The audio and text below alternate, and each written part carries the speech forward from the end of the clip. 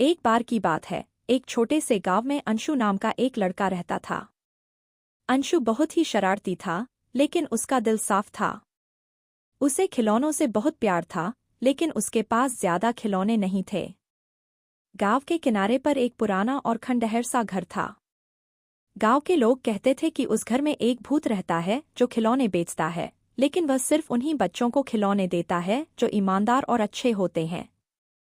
लोग उस घर के पास जाने से डरते थे, लेकिन अंशु की जिज्ञासा ने उसे वहां जाने पर मजबूर कर दिया। एक दिन अंशु ने हिम्मत जुटाई और उस खंडहर घर की ओर चल पड़ा। जैसे ही वह घर के पास पहुंचा, दरवाजा अपने आप खुल गया। अंशु ने देखा कि अंदर ढेर सारे पुराने खिलौने रखे हुए थे। अचानक एक धुंधली आकृति उसके सामने आकर खड़ी हो गई। वह एक बूढ़ा आदमी था जो भूत की तरह दिखता था। तुम यहाँ क्यों आए हो? बूढ़े आदमी ने गहरी आवाज में पूछा। अंशु ने डरते हुए कहा, मुझे खिलौने बहुत पसंद हैं, लेकिन मेरे पास ज्यादा खिलौने नहीं हैं। मैं यहाँ से कुछ खिलौने लेना चाहता हूँ।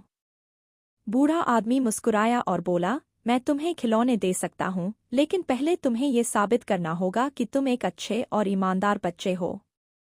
अंशु ने अपनी शरारतें और गलतियां याद की और उसने ईमानदारी से कहा, मैंने कभी कभी गलतियां की हैं, लेकिन अब मैं सुधरना चाहता हूँ। मैं दूसरों की मदद करूंगा और हमेशा सच बोलूंगा।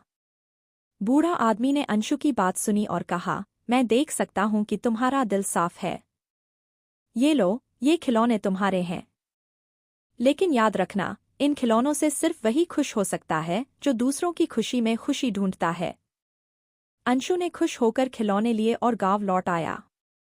उसने गांव के सभी बच्चों के साथ खिलौने बांट दिए और उन्हें बताया कि खुशी का असली मतलब दूसरों की मदद करना और ईमानदारी से जीना है। इस कहानी से हमें यह सीखने को मिलता है कि खुशी और सच्ची संतुष्टि दूसरों की मदद करने और ईमानदारी से जीने में है।